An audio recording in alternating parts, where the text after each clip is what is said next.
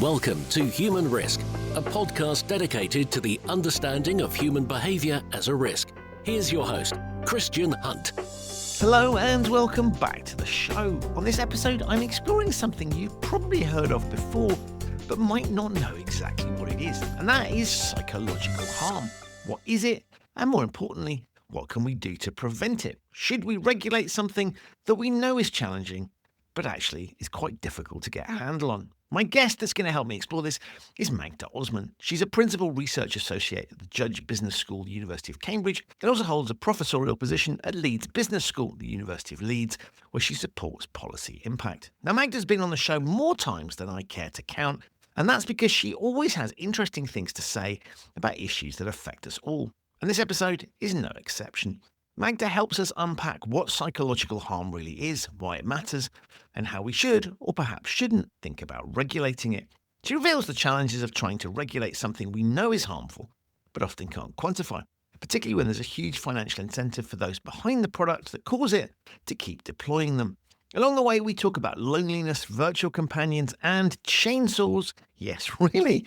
And ask whether it's even possible to regulate harm we can't clearly define. If you've ever wondered whether your online frustrations are just irritating or genuinely harmful, this is an episode you're not going to want to miss.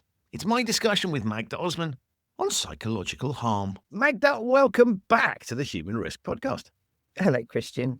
Always wonder what you're going to say. And the reason I say that is people that haven't come across you, I think you are the guest that's made the most appearances. And there's a really good reason for that, which is we always have fascinating conversation. So it's a pleasure to have you back on the show for I don't know how many times, but you've been looking at a subject that I think is super interesting, which is psychological harm.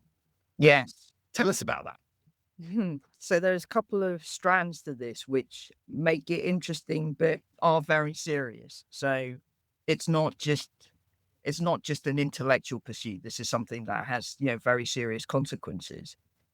Mostly because it's created as a separate category of harm. And there are preconditions in the world of risk that mean it needs to follow sort of certain rules, right? But that hasn't been settled, right? So there's that problem with it, which maybe we can kind of come on to, that it's going to present problems because you have to isolate it, right? You have to treat it as mutually exclusive from other types of harms, which we, sort of understand. Like, you fall over, like there's a pothole and you trip, and you might do yourself physical damage. You go, well, but there might be some kind of mental discomfort from that as well. I feel embarrassed that I tripped up in front of a whole load of other people and so on. So, isn't it? We recognize that there is some kind of psychological relationship to the physical world without going into like dualism, material kind of thing. But the thing is, it's inevitably going to go in that direction, actually. But anyway, so before kind of getting down the sort of complexities of that, it's been put out there as a term in relation to the Internet of Things, and then a pile-on of a load of other stuff. Internet of Things, AI, digital technologies, chat stuff, chatbots, AI companions, VR, and the like. The terrifying thing is that all of these things will do something that is so profound into us as humans that it's not just going to be physical. There's going to be some kind of mental damage that will happen. And we need to, the generous interpretation is to say, well, what we're doing is this is extreme level of the precautionary principle, right? Because we don't have enough evidence that's out there to allow us to figure out what the nuances are. So we're just going to say there is a harm, it's mental harm or physical harm or emotional distress or whatever, actually, because it's not defined. So they use a load of synonyms that are out there that are published. So this is a really serious thing. We're putting it out there. We're going to try to prevent these things from happening. And these things that happen that manifest as psychological harm are the result of the online digitalized world that we currently interact with and will keep interacting with, to a point where it's maybe we spend more time there than we do offline. That's the state of play in the world of the decision makers, right? So that's, that's why I think is captured as a kind of, it's terrifying. Like there's something profound. We need to do something about it. So this is standard dynamics. If we look to the physical world, you would say, here's an activity that is dangerous inherently, and people are getting injured or killed, and therefore we need to do something about that. So that might be a factory, building site, or it might just be in the home, right? Here's a dangerous product that we need to do something about. And so that same logic of we now have seen enough to know that this thing, and I use the term thing deliberately because, as you say, it encompasses a whole range of things. That these digital products and devices are causing these problems. So we better intervene in the same way that we have historically intervened in the physical world. Yes, that sort of normally characterizes the issue, which is because the nature in which we interact with these things is mental.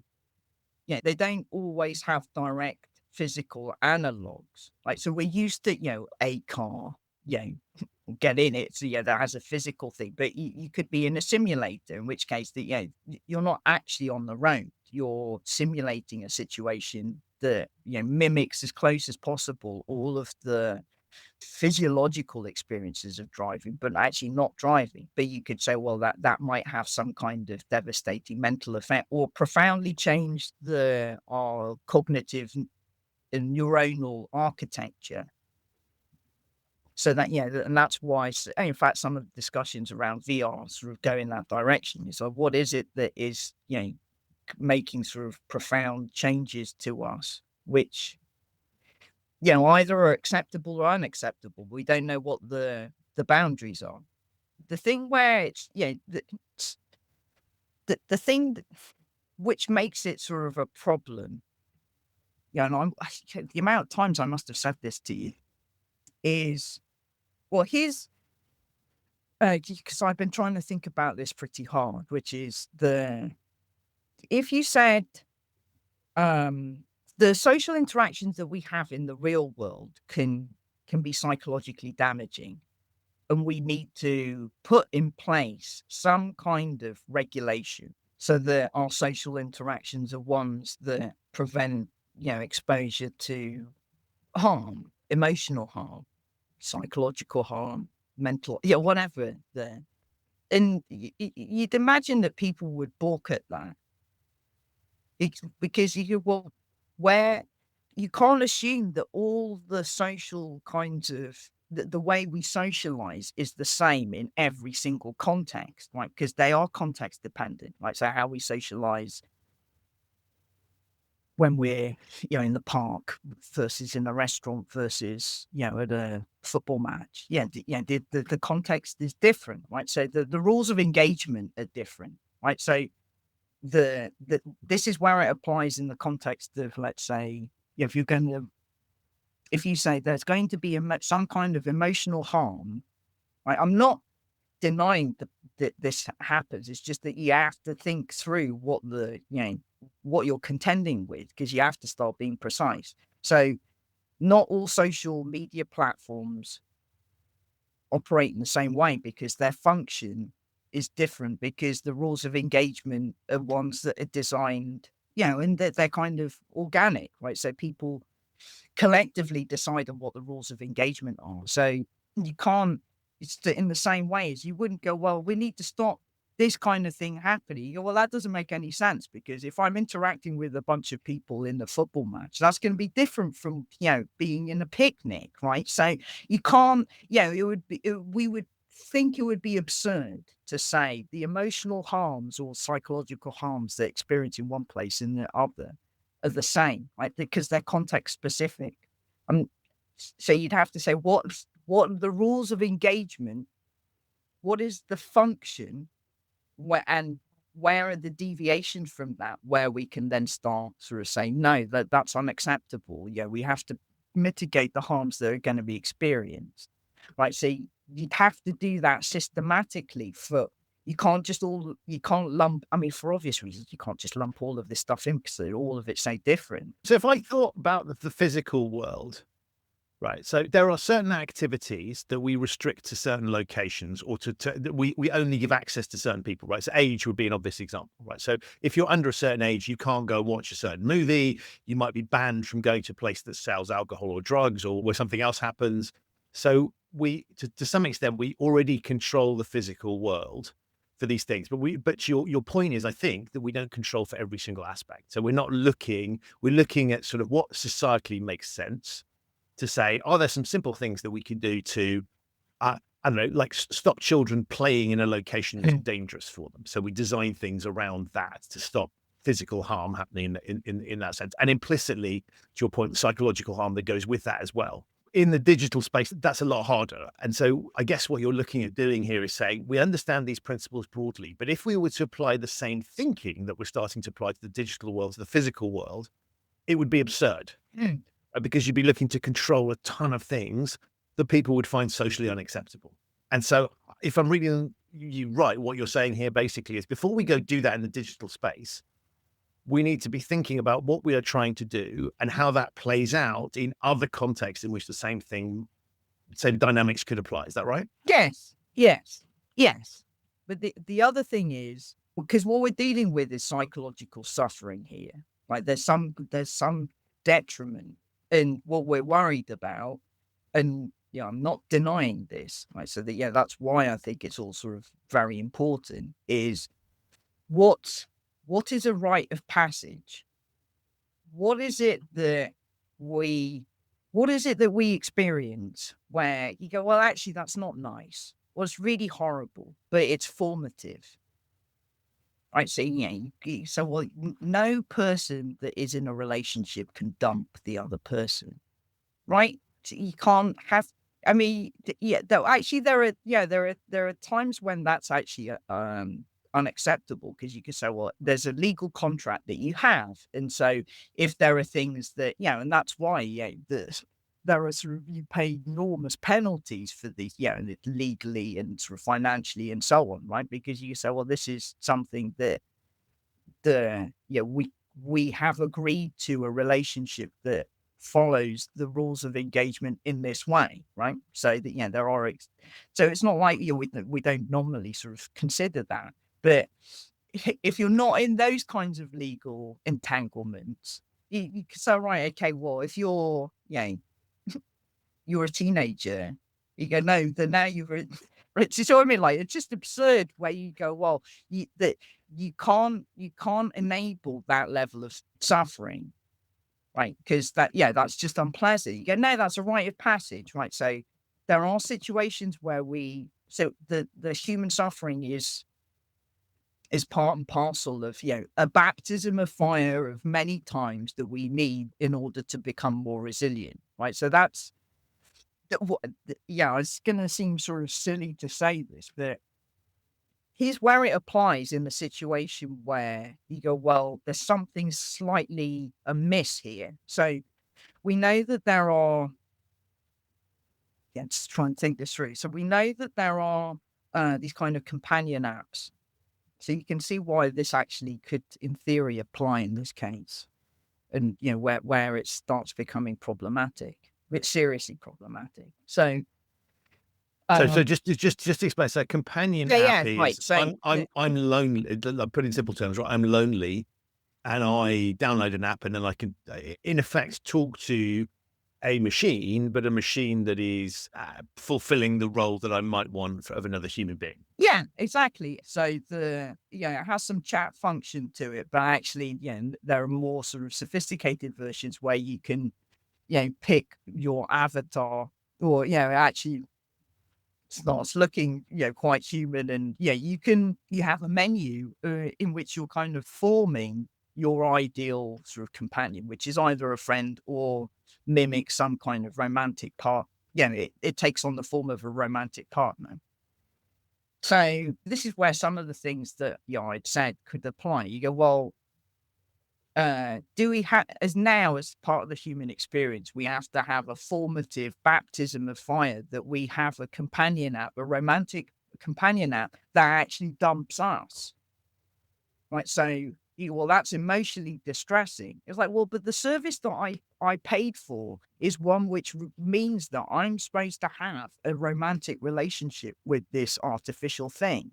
Like, I didn't pay for it to dump me, right? So that's, yeah, because that's emotionally distressing. Like, that could be so overwhelming as a kind of an experience that, yeah, there's a whole load of real things that follow from that, which is, I disengage from the world. Like, I stop working. I don't interact with my family. Like, I stop it. All of that, to the very extreme end of that. So you could use those kinds of examples, or you could even, where it does something that it wasn't designed for, or you didn't expect as part of the service. But it could just be doing things that you're expecting as part of the service. But the thing there is that, well, there's problems with it that are exploitative outside of those kinds of emotionally distressing things, which is it has design functions, it designs in dependency. Right, so that's a problem. But that you can see that could apply in lots of other environments. So you say, is this like online gambling then? Because the features that it has means that it increments the range of functions, because it draws you in, but you have to pay, right? So then you've got financial harm there as well.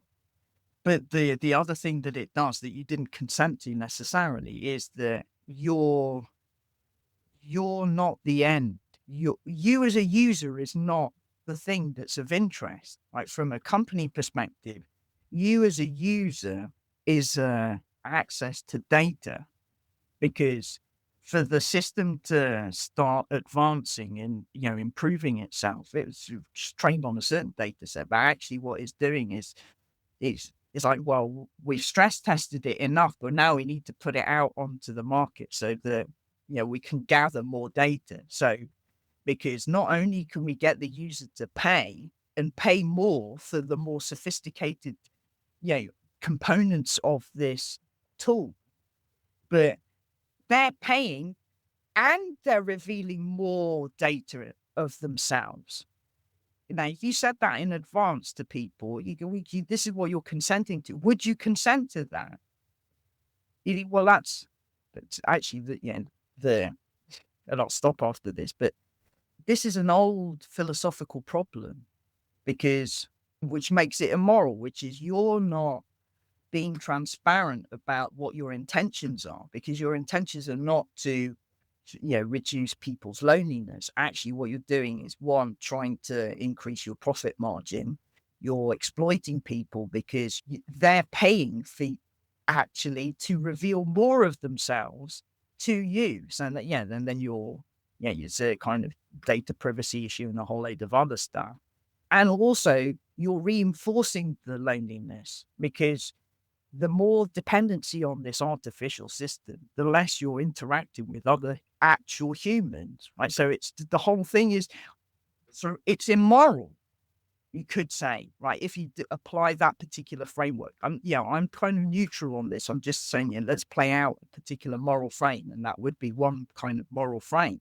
I'd say whether this causes emotional or psychological damage or not is you go, well, that's by the by. It's actually just immoral anyway, or it's unethical, or whatever, right? So you go, well, why would you need all of this other kind of intangible stuff on top of something that is also inherently a problem anyway, right? So sorry, I went on for a bit, but I'll stop. No, it's really super, super interesting. So I guess sort of stepping back to what you're saying, there's several threads I sort of pulled. One is this thing about a lot of the dynamics you're talking about already exist in other contexts. They're just potentially exacerbated and they're less visible, right? Because they're happening on a one-on-one basis. And we don't intervene in all of those other situations in the physical world. And I guess you could make an argument that the reason that we have to have some sort of risk appetite there, so we can't intervene in every single thing. And actually, to your point, where do we want the world to be in terms of safety? We don't want to create a world where nobody ever has a moderately unpleasant experience, but we recognize that we do want to manage the extremity. So we've got this kind of risk appetite question that we've already implicitly as a society on some level answered. And you're looking at these things and saying, actually, you can't just look at the physical or the psychological harm. You also have to think about the broader piece. And so to a certain extent, I guess with the ethics point, you're saying that this should already be covered by other forms of societal risk management. That's just a few things I sort of picked up as you were talking. Yeah, well, it's actually it is a useful summary of the key points. I think a practical way to go is what I was trying to get at earlier, which is that you need to say what the rules of engagement are for the different services and the different products and devices, whatever they are, and say, because they function in different ways. We expect certain things. Yeah, we sign something to use them. Is it doing what it explicitly says? So we consented to using this device, and so on, service, platform, and we can hold these firms, businesses, corporate, whatever, to account, because they might, if they deviate from what we've consented to, that's already a problem. Right. So that we could use certain kind of legal architecture that already exists. Once you get into the sort of domain of psychological harm or mental harm or whatever it is, actually, it's very, very frustrating to see the term used without it being defined. And I often say this about a lot of things, but in this case, I understand why, because you want to sort of, you're erring on the side of caution, but it's just becoming sort of so relevant as a term because you haven't said what it is. But anyway, so you could say, well, we expect less of the physical harms to occur, right? So there is some other mental thing that's happening that is damaging, but how that's going to be experienced is going to be different. Right. So I use a particular service, let's say, that is, making some kind of recommendations about where I go on holiday. And let's say it kind of makes a recommendation I'm not happy with. And then I'm on some kind of, I use the chat function that sort of creates some mental distress. Right, so I'm frustrated, and half an hour later, it goes through a series of questions. It says, well, actually, I can't solve that problem. You have to now speak to someone that's human. You go, well, that's actually distressing. That's emotionally painful to me, right? So I want something done about that.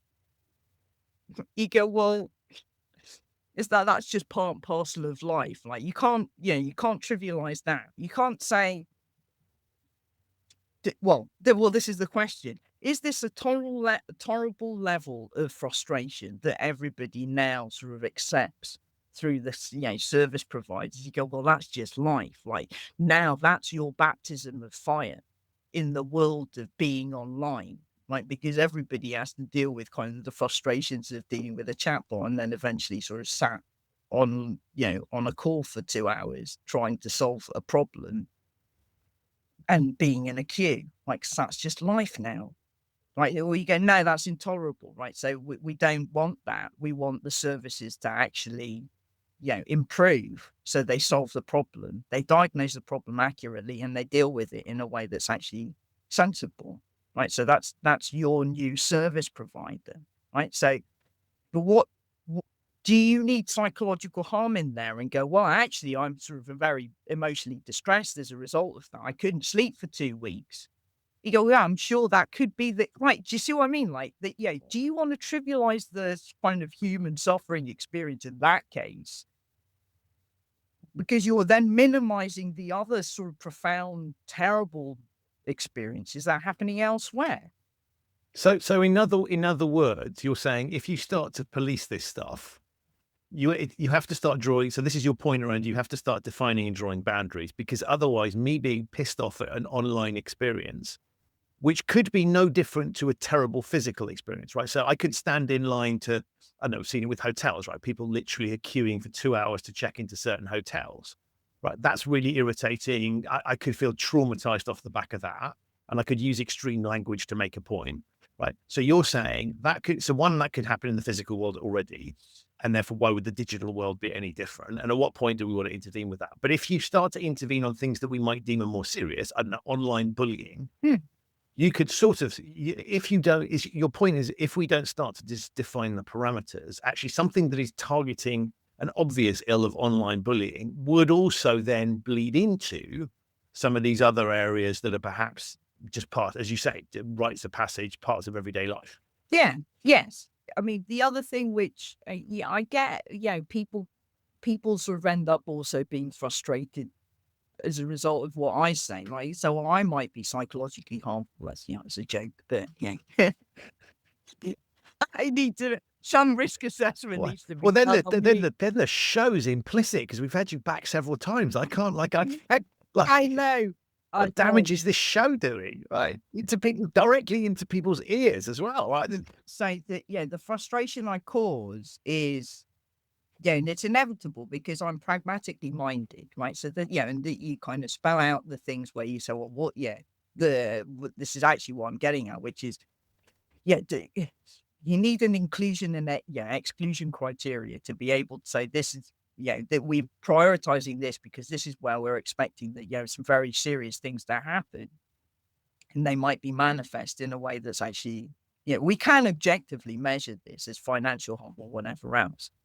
If we have to start thinking about it from a psychological perspective, then, we might have to defer to clinical instruments to measure the psychological dysfunction that occurs, right? Because at the moment we don't have, other than online gambling, which is a behavioral addiction, the other like where you might expect social, I think still for the DSM, right? I always forget what this is. The diagnostic manual and statistical something. Anyway, so it's a means of kind of specifying what the the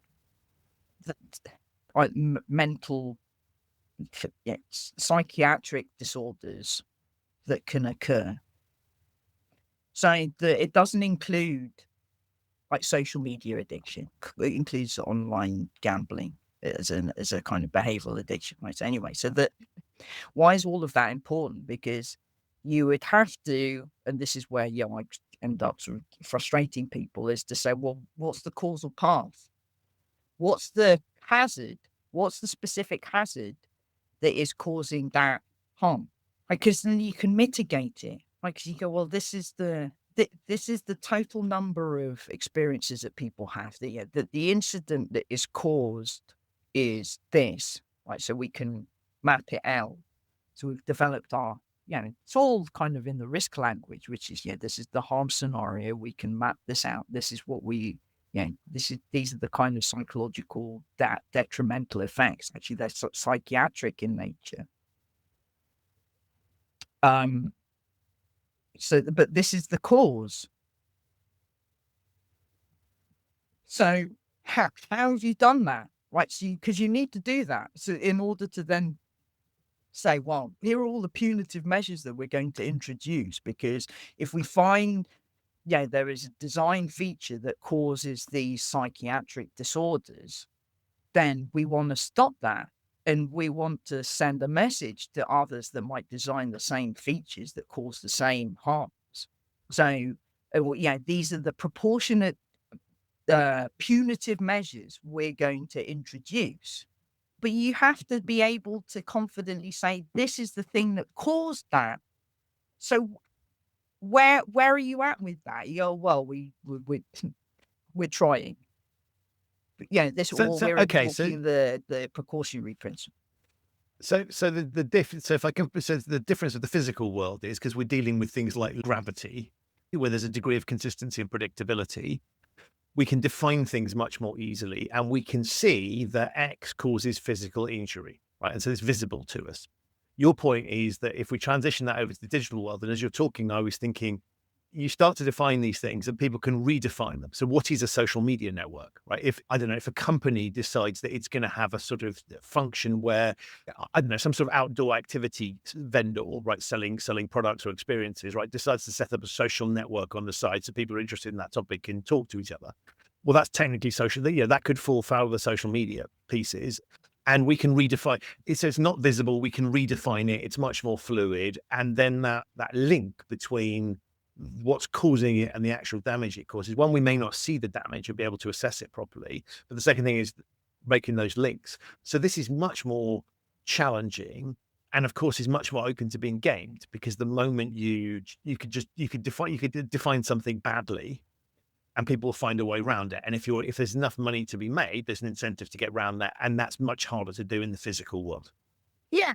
But the way your point is, it's helpful here is to say, well, we can stop short of all of the intangible sort of factors, because because this is what I was getting at before, which is we'll hold you to account because you've specified as a business that you are creating some service or product or whatever it is, device, which does these things.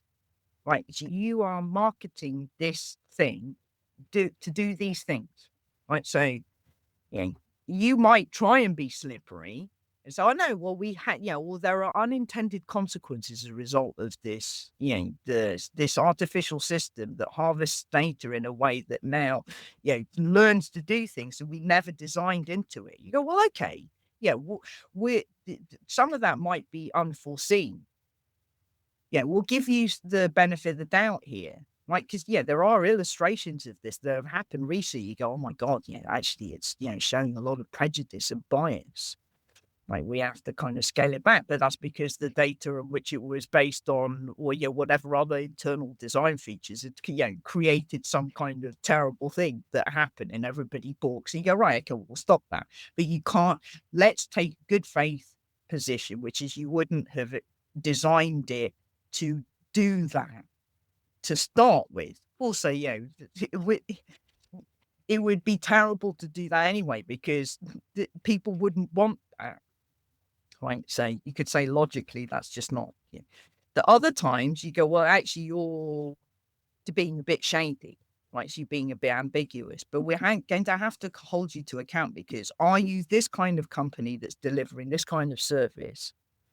In which case, consented to offer people these functions that are supposed to introduce this efficiency, but actually at the same time, you're doing a whole load of data harvesting and sort of selling the data off to third parties, and then doing a whole load of other stuff, and have this kind of, aggressive pricing system that we can hold you to account, right? So that you're already in a space of something that you can measure, that's objective, that has some kind of legal apparatus to it.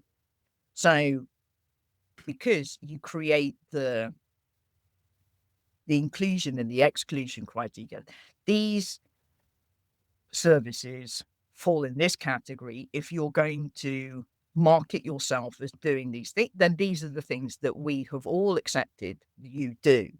Anything from that that you do, then you're in the territory which is actually legally problematic, right? And then there are potential harms that could be, that could be experienced as a result of that. But just something like that. That's and that's kind of I'm kind of further reinforcing what you were saying. Which this is what we're getting at. You need that architecture first. Yeah, okay. But I guess the challenge with that is if I think back to examples now where they're required to get my consent. So the classic, GDPR cookie banner, right? All sort of, you consent to us doing the following things with your data.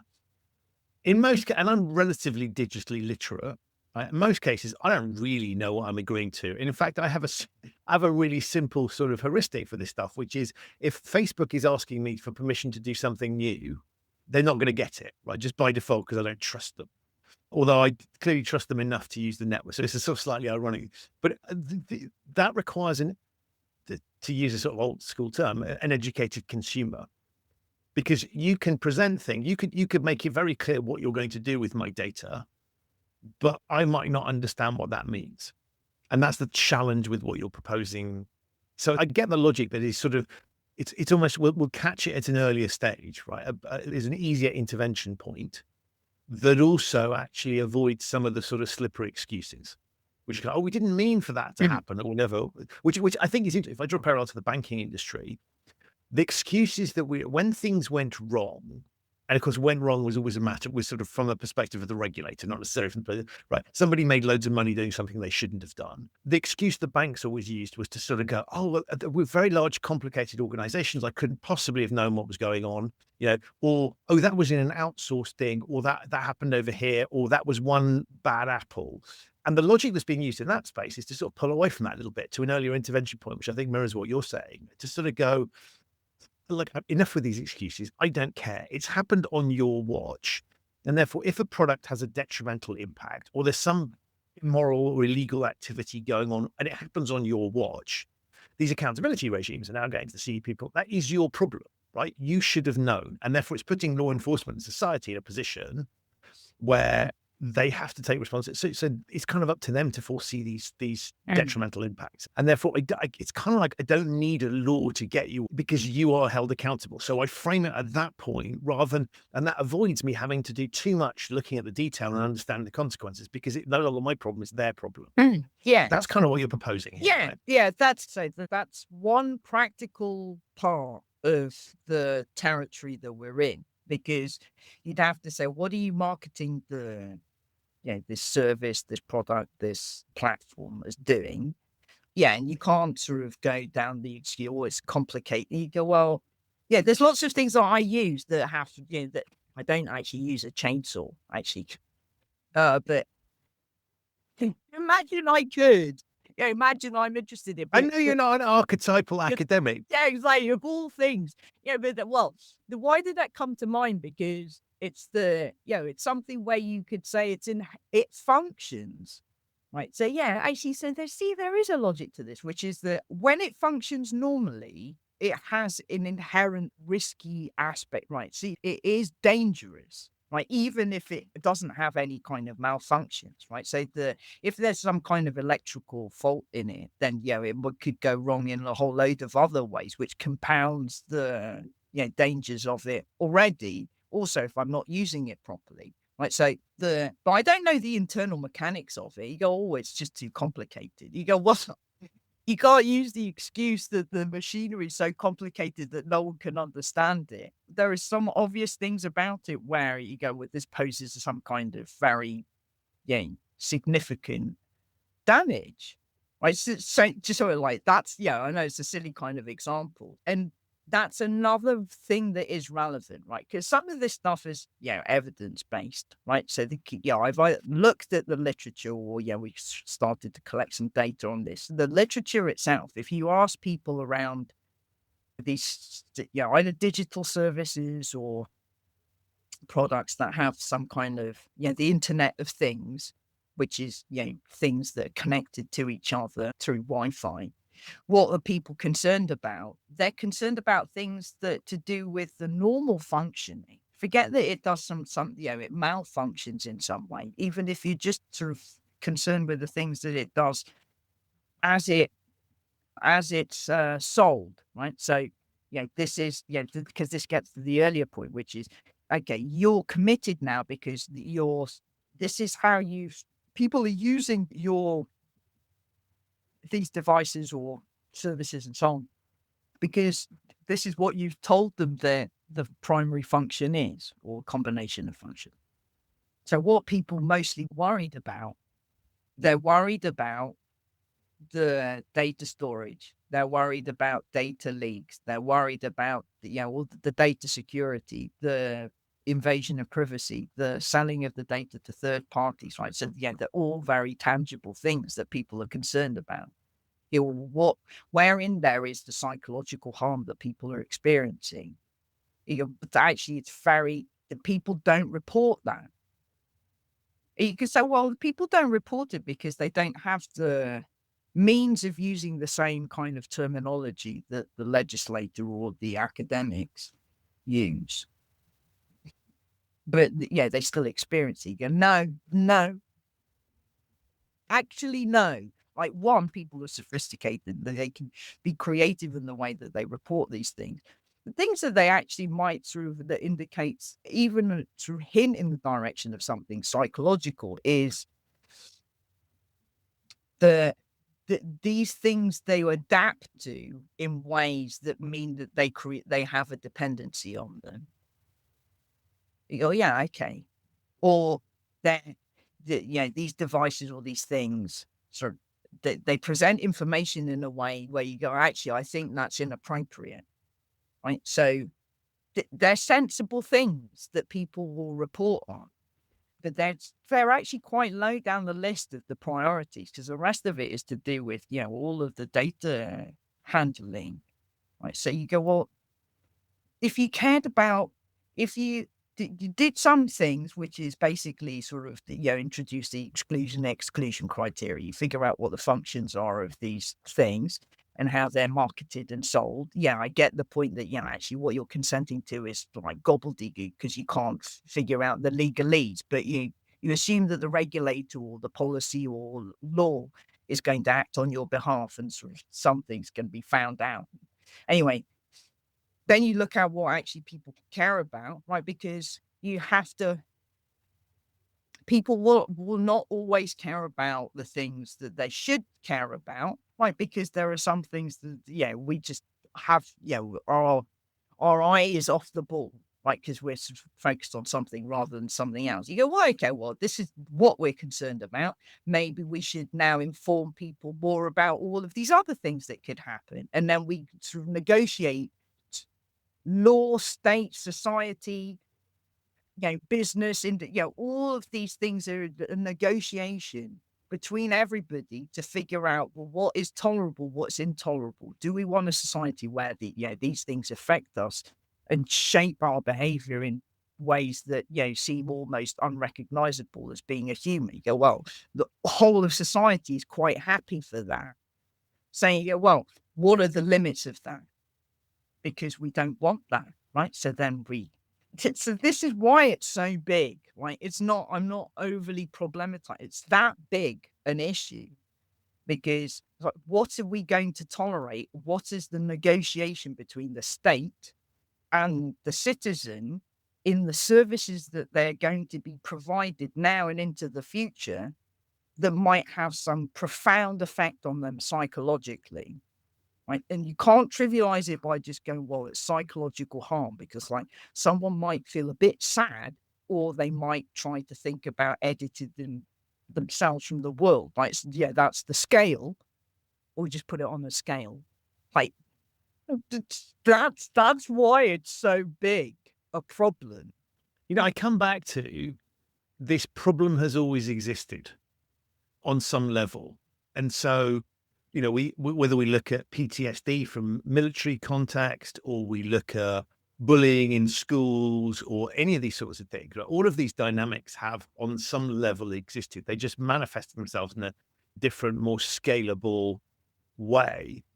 And we haven't been able to tackle them in the past, even though we've recognized there is something to it, right? We know that people that go into battle and see unpleasant things are going to have challenges coming to terms with that, right? That's been known about for a long, long, long time, and yet we haven't mastered it in that context. And even if I look at something there where it is, relative to what could happen in the digital sphere, it's relatively definable. The sort of PTSD that might come from military context, I mean, it's a big, big topic. So to your point, this is like we've never tackled it before. It's almost like we're not necessarily equipped to tackle it, right? Because we can't think all of this stuff through, because we can't see, it's not that the problem isn't easily definable. It's a moving target given what technology can and can't do. And some of the things that we might have relied on in the past, people to report things, the financial incentives not to create situations that cause problems, all of that stuff is starting to fall away. So it's been an insoluble problem for ages. It's now just getting none of this is getting any easier, I guess is what I'm going. Well, so here's where I'll push back, because I wouldn't resort to that. I don't actually think it's true. I think because you either go down, well, this is unprecedented, and then you know all of the stuff that you said applies. I'm not.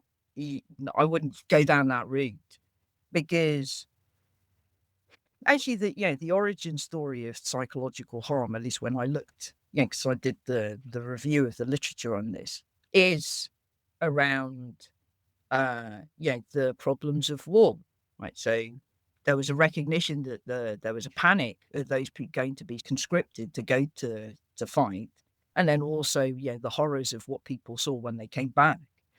And all of that was kind of, well, this is a term that we can use to sort of grapple with this. So so it's not so we have tried to grapple with it. It's not that we can't define these things. We can. It's just that we have to also be careful in terms of where we what we're minimizing, right? Once you put these things on a scale. So that's why there are a couple of requirements. One is that these things are negotiated, right? So they have to be negotiated in the same way as anything else is negotiated in terms of regulation, right? So, the regulator comes up with, or the policymaker or the legislator comes up with something and says, this is what we're worried about for now. We suspect that there's going to have to be some kind of revision because we're putting this out before we have enough data to understand what the full scale of the problem is or how minimal the problem is. And we're normally going to put out some kind of punitive measures that are associated with that. And we don't really know how proportionate that is, actually, because we're going to have to estimate that. But we're going to look to past examples to inform us. Right, so let's say that it's not always like that, but say roughly that's the trajectory of these things, and then things just sort of adjust. Right, so you go, well, we're worried about GM crops, right? We're genetically modified crops. We're worried about nuclear energy. We're worried about microwaves. Like you go back sort of 1980s when you see the risk perception, public risk perceptions, right? This classic stuff where people sort of make some estimates about what they find dreaded. Right, so dreaded in that, that's uncontrollable, catastrophic, deadly. And we adjust to that, right? So that's why I'm saying in the scheme of things, these are, well, we have confronted something like this before. So before we use the word unprecedented, let's sort of have a look at how we've handled other seemingly very disruptive things and see whether there's a pattern there. And actually there is. So the trajectory is that, that there's a response that is, so, well, this is unfamiliar. We're scared about it. Here's all of the horrible things that can happen. What are the practical things that we need to do? What do we tolerate? So, because this is where the negotiation is between the state and the citizen. It's like, well, these are things that we'll absorb as responsibilities, and these are things that we're expecting you to do on our behalf because they're intolerable. And then it's kind of jitters around something and it settles until the next thing comes along, right? So I don't think that it's so impossible that we can't address, all of these things that are part of a digital virtual world, but we have to start sort of carving this up and being precise about it, right? And then we play out the same things that we've done before. It's just that it's going to be slightly harder, sure, but it's not insoluble. That's why I wanted to be pragmatic. Like I don't want to just keep saying the same, oh, this isn't defined, this isn't measured. And so it's like, cause that's easy because it always is badly defined, badly measured and so on, right? You throw a dart, anything, virtually it's the same thing. But this is a solvable thing. It takes enormous amount of patience and a lot of care to think through this, which is why I care about it. But you can do something sensible about it. But if the problem is defined in a bad way, you're going to end up with terrible solutions, right? So that's what I think could happen. Because if you were looking for sort of unintended consequences, I mean, this is prime territory for that. And I guess incentives to exploit loopholes as well. So we can sort of look at it as we can look at the nefarious end of it of going, well, people will, there is enough money in these things to warrant people trying to bend and break, find ways around the rules. But there's also an impossibility of codification, right? It's going to be really hard. So, all of this, I think, points to we need to think really carefully about what we're trying to achieve and what the best mechanisms for doing that are. And kind of, I guess what you're saying is we need to recognize the scale of the problem.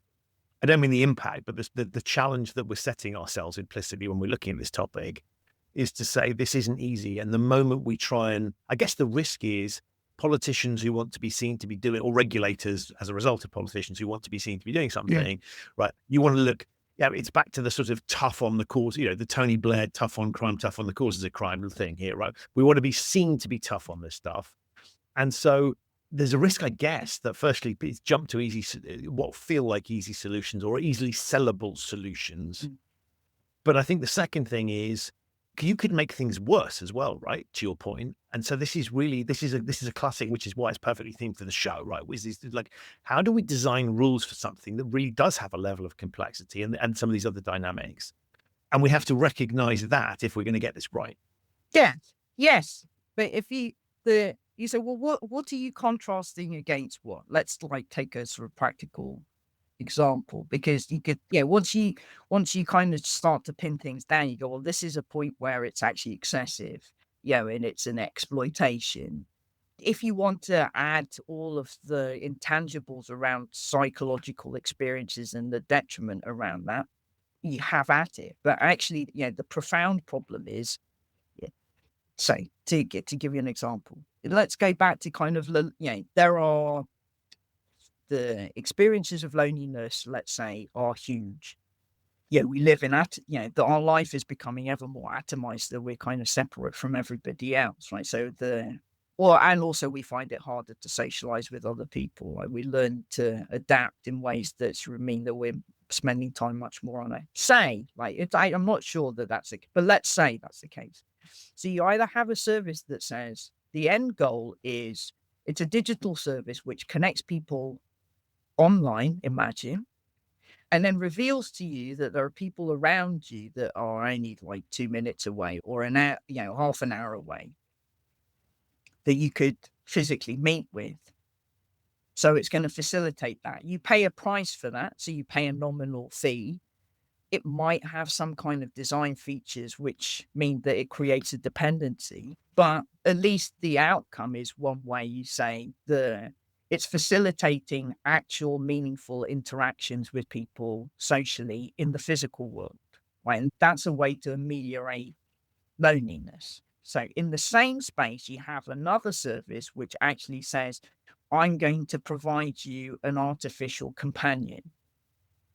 So I'm exploiting the vulnerability that already exists, which is you're lonely.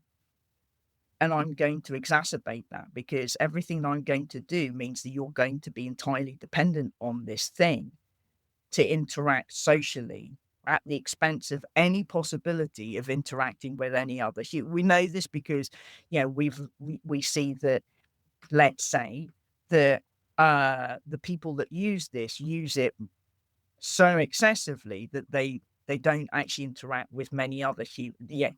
The minimal human interaction they have is kind of, it's eradicated. They're just interacting with this, and they're financially burdened as a result, because they keep buying the services that, in this kind of weird sort of territory, predatory pricing system. Right. So both of these things are kind of services that are provided that are online, let's say.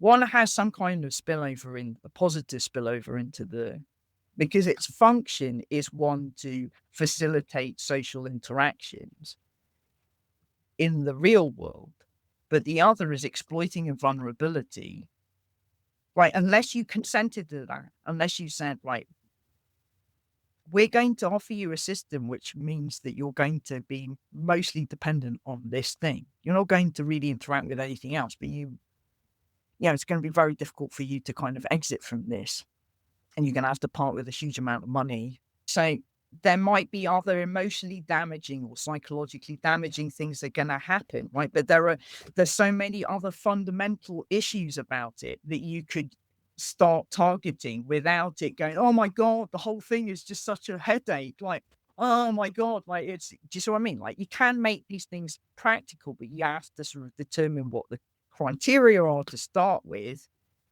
to say what is different about this from these things that could create meaningful harm, financial, physical, whatever, rather than just then kind of layer it on that, or start with the premise, well, there's a psychologically damaging effect that can have. You go, well, okay, then you confront me because I'm the one that's going to say, well, how you measured that? It's like, oh, we haven't. You go, well, how how are we going to meaningfully address this if you have, right? Just like avoid all of that because there are other things you can do that are actually sensible. Anyway, so that's, do you see what I mean? Like, I'm trying to use examples where actually you can expose the problems and how the exploitation is occurring without having to sort of defer to something so intangible and nebulous. The more I hear you talking, the more I'm thinking that some form of regulation seems to be necessary, because I think you kind of need somebody who's on top of the nuances here, right? Because by default, blunt instruments tend to cause problems. And what I love is you've been finding intervention points that point in the opposite direction to what I've just said. But I'm kind of thinking, in a way, in order to find those simple intervention points, you do need to be in the detail a little bit to think that stuff through and to recognize, yeah, because there isn't a perfect solution here either. That's the interesting thing. You end up with a world where you could a little, I always find it interesting when I see traffic authorities that talk about zero accidents as their goal. Now, we kind of know that that's nonsense, right? Because they're never going to get to that point, because the only way you'll get zero accidents is to take all traffic off the road, right? Which even if you're a regulator of traffic is probably not where you want to be either. So Yeah. it's this sort of, we have to have a pragmatic approach. And so I'm really struck. I love the idea of not getting into the weeds, but also recognizing that you need to have looked into the weeds to understand that those weeds are there and understand that, and that requires a level of expertise and understanding. And that's why I point towards, and I don't know whether it's, would you want a regulator that just looked at social media, or do we need somebody that is kind of has a different, almost like a conduct regulation in financial services is sort of a little bit of a broad thing in that you're covering it starts with an undesirable outcome that we're trying to look at. I'm not sure that's the best comparator for this, but just this idea of an outcomes regulator as opposed to, recognizing that you could redefine what you were just to get around it. Oh, we're no longer a social media thing. We're actually a blah, blah, blah network, right? So the idea of just regulating social media doesn't seem to me to cut it. You need to sort of look a little. So it's all super interesting. But, and I love the fact that you've gone there and kind of gone, like this isn't straightforward, right? We need to find ways to make it as straightforward as we can, recognizing, I guess there isn't a perfect solution here. That, keep coming back to that the more I hear you talking. The maybe one thing that is a solution, right? So I have tried, maybe not so well, I don't know, to say here's areas where you could start doing something practical. But I think the other thing that this might confront, which maybe is kind of revolutionary, is to say we have traditionally thought of different departments within government structure. Well, this is, treasury, this is, defense, this is education, and so on. And somewhere in there, the regulators do their thing. But actually, we see that there are spillovers, right? So the relationship between, an information office and, the financial services and, I don't know, product design, whatever, right? Or health and safety ones, they overlap in so many ways that actually you have to think about the regulator as it is. So that's why I think your example is a good one. Well, can we construe what a regulator is in a very different way, because it has to be multidimensional, right? So in the same way as, the academic world has moved into territories where there's lots of kind of multidisciplinary approaches to solving problems, or, inspecting problems and using a combination of different methodological tools to examine something. So there's why shouldn't the the legislator or the policy maker or the regulator not operate in the same way, right? Because they kind of have to. They do collaborate badly because they still compete with each other and all of the other kind of messiness. But anyway, the point being that maybe that's a revolution that is required to address the complexity. It's solvable, but it requires a multi-dimensional approach. Love that. I think that's the perfect point I wish to call time on this, because I'm conscious that we have demonstrated this before. We could go on forever. If people want to find out more about what you're doing in this space, how can they do that? I mean, they could find me online, which is funny. Yeah, you type my name, you could probably find my homepage or LinkedIn or whatever else. I'm not on anything else other than those things. But or email me. Amazing. Well, the other obvious place is in the show notes, and so I'll put that details in there. I'll also put links to the previous appearances that you've had on the show. But as ever, thank you for blowing my mind in a really interesting way, taking it to interesting things. I think it's a fascinating subject, and I'm delighted that you've you've had your brain on it for some time. I'm delighted that you're at least talking to people who are looking at this subject and trying to get them to think more sensibly about it.